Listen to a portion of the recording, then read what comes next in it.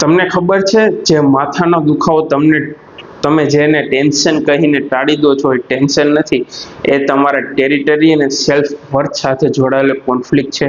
ઘણા લોકો કહેતા હોય છે કે ડોક્ટર મને રોજ માથું દુખે છે, બધા ટેસ્ટ નોર્મલ આવે છે, છતાં પ્રોબ્લેમ શું છે?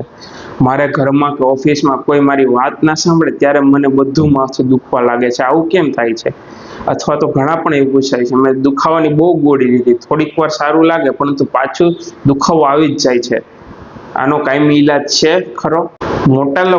મોટા ભાગના લોકો માને છે કે માથાનો દુખાવો સ્ટ્રેસ અથવા તો ખોરાકને લીધે જ છે, પરંતુ જીએનએમ એટલે કે જર્મન ન્યૂ મેડિસિન પ્રમાણે આ પેરીઓસ્ટિયમ સાથે અને બ્રેઇન વચ્ચે જોડાયેલો કોન્ફ્લિક્ટ છે. જ્યારે તમને લાગે છે કે તમારું ટેરિટરી એટલે કે ઘર, કામ, પોતાની ઓળખ કોઈ છીનવી રહ્યું હોય, અથવા તો તમે હું પૂરતો સારો નથી એવો સ્વભાવ અનુભવો છો, ત્યારે આ મગજ આ સિગ્નલને શારીરિક દુખાવામાં કન્વર્ટ કરે છે.